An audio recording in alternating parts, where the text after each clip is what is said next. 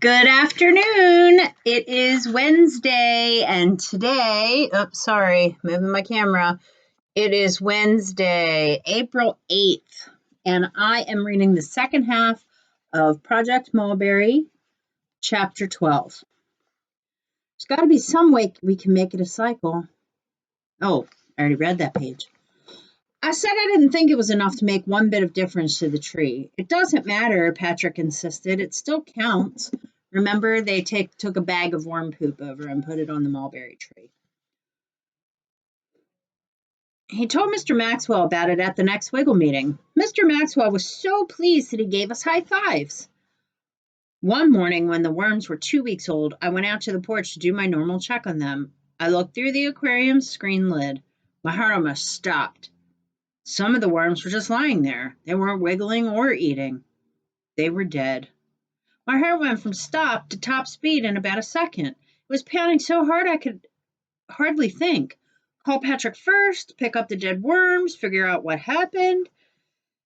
I looked around wildly at Kenny's pad on the wall. The numbers had been getting bigger pretty steadily. It was getting warmer every day. The worms couldn't have frozen. There were plenty of leaves. They hadn't starved. What had we done wrong? There were plenty of leaves. Just then, Kenny bumped open the back door and came out onto the porch. Kenny, I said hoarsely. Hey, what's wrong with them? He said, pushing his face closer to the glass. I couldn't speak. I could feel hot tears in my eyes. Cool, Kenny said. Cool? He thought the dead worms were cool? I was going to kill him. They're like little hollow worms, Kenny said. What was he saying? Not that it mattered. They'd be his last words on this earth. Wait, what? Hollow? I blinked away the tears as fast as I could, and I lifted the lid so I could take a closer look. He was right. What I'd thought were dead worms were just skins of worms.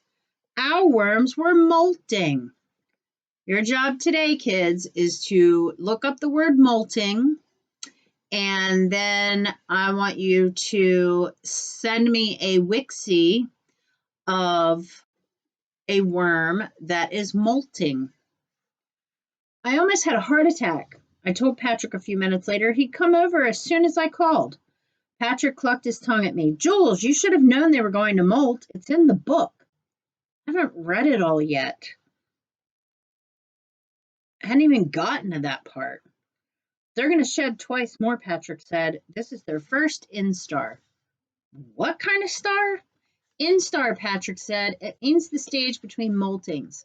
Let's get some pictures of these skins. While Patrick arranged and rearranged the photos in a folder, I practiced my embroidery. By the time the worms were 3 weeks old, I'd had 2 months of practice. My mom said I was getting pretty good. But I still hadn't decided what to embroider for the project. I wanted it to be something really special, something that would deserve genuine homemade silk thread. Ideas were easy. Good ideas were hard. My mom and I agreed on a compromise about visiting Mr. Dixon. She said we could stay, but only for half an hour, and not every time, and of course I always had to tell her. Maybe I'd gotten it all wrong. Maybe my mom really was just being a good mom, and her getting mad at me before had nothing to do with Mr. Dixon's being black, except for what she said at the very end of our conversation. Fine, she said. I guess it's only fair that you visit with him a little, seeing as you're getting the leaves from him. I'm glad that we've got this settled. Then she sort of shrugged. But I have to say, I still can't quite understand it. He's an old man. What could you and Patrick possibly have in common with someone like him? I shrugged back at her and said, he's nice, that's all. Someone like him. Was that sort of a coded way of saying something? Underneath what she said, did she really mean someone black? Or was it just what she said, that he was an old man? I wondered if thinking about this race stuff too much made you see it in places where it didn't exist. But then I wondered the opposite. Maybe it existed all the time and you only saw it if you were really thinking about it. The silkworms got big enough for me to hold. Before I'd been scared of hurting them. Now they were almost as big as my pinky. Their feet were bigger too, which made them really look like caterpillars instead of worms. I'd pick one up and let it crawl around on my hand. They hardly weighed anything at all. It was just a soft, little tickly feeling in my palm. I loved holding them. Thought I was starting to be able to tell the worms apart. They were striped at their segments, but their stripes weren't exactly the same, some wider, some narrower. There were three that looked to me to be a tiny bit bigger than the rest, and the two average sized ones that seemed the most sluggish. I mentioned these things to Patrick. Oh, come on, Jules, he said. You only think you can tell them apart. We need like scientific equipment to measure their differences. He was probably right, but that didn't stop me from trying to tell them apart. Patrick shot some tape of me holding one of the caterpillars. It cooperated beautifully. It rippled around in my palm and stood upright on its back feet and moved its head like it was looking around. That's great, Patrick said. I got a really good close up of him. How do you know it's a him? It might be a her. We'll be able to tell the moths apart, Patrick said. I read about it. The females are usually lots bigger and they have wider butts. I giggled. Moth butts. Well, yeah, the bottom of their thoraxes are wider, but there's no way to tell with the caterpillars, not just by looking. I looked more closely at the caterpillar in my hand. Maybe we could find a way, I said. If we did that, it would make us like real scientists. Patrick clicked his tongue. Julia, entomologists have been studying caterpillars and moths like forever, he said. If there were a way to tell, they'd have found it by now. What kind of ologist? I said. Oh, never mind. They're cute no matter what sex they are. I held the caterpillar out toward him. Want to hold it? Patrick shook his head. Entomologist, he said. Entomology. Entomology. The study of insects. And no, I don't want to hold it. I have to put the camera away. Just for a minute. It's fun. They're kind of tickly.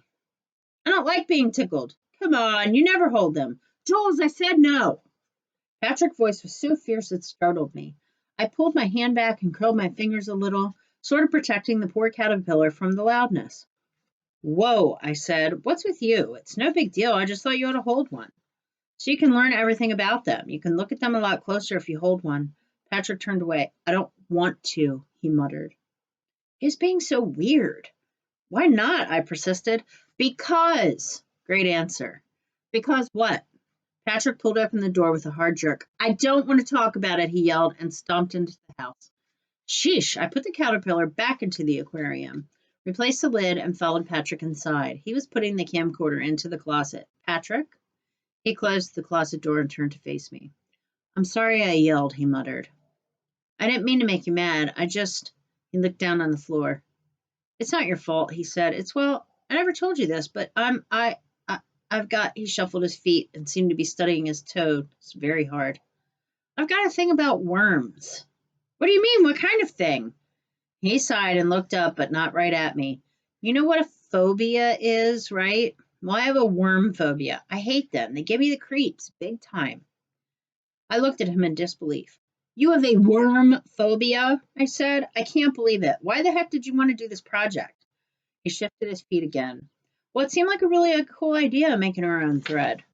I wanted an animal project, and we couldn't have any of the big ones, and I thought doing this might help me get over it. Might make me so I wasn't phobic anymore. Now he looked at me. Besides, it wasn't just me. You wanted the project too. Ha! I almost laughed out loud. I guess Agent Song had been pretty good at her work after all. But I didn't say anything about that, about not wanting to do the project before.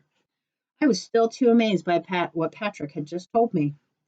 Afraid of worms, of those sweet little tickly things we'd been raising since they were tiny eggs. Ridiculous. I mean, being scared of sharks or alligators or something big and scary, I could understand that. But worms? Why are you scared of them, I asked. They don't bite or anything. I mean, they might poop on your hand, but even their poops are no big deal. Caterpillar poop was tiny, plus it was hard and dry. It's not disgusting like dog poop or cow pets. I know all that, Patrick said, but that's the thing with phobias. I read about it on the internet. He straightened up a little. I found a website that lists more than 500 phobias. Mine is called scolisophobia. Phobia means fear in Greek, and scolex means worm. I memorized some of the other ones too. Amoxophobia, fear of riding in a car. Ephobiphobia, fear of teenagers. I think I have that.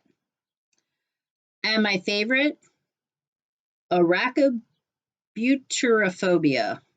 Guess what that is? What? How the heck would I know what it is? Arachobutyrophobia. Fear of peanut butter.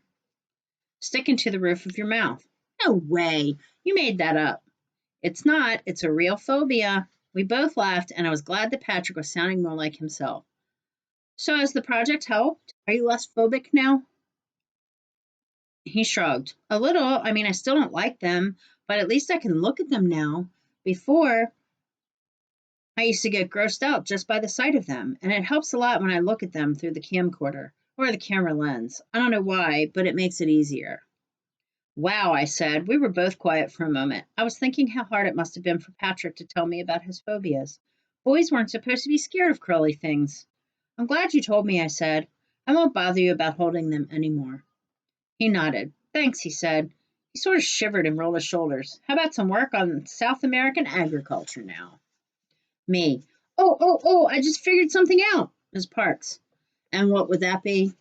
Me. It's you, isn't it? You're the one with the worm phobia. No one would think of giving Patrick a phobia like that unless they had one too. That's it, right? Miss Park. Would you please lower your voice? There's no need to shout. Me. Ha, you're not answering me, which must mean I'm right. Miss Park. How come you're all sympathetic toward Patrick, but not toward me? Me. Because Patrick is my friend, not someone who bosses me around all the time. Ms. Park. Bosses you around? Excuse me? I can't even get you to talk more quietly. Me. And besides, I don't think it's fair for you to force your phobia onto poor Patrick. Ms. Park. Patrick is his own person. You know I can't help it that he's phobic. Me. I'm glad you didn't make me phobic. I love those worms. Ms. Park. It wouldn't have worked. You're just not the type. Okay. So come back tomorrow for chapter 13. And that one's not quite as long, so I may or may not read it in 2 parts. Thank you for listening, kids.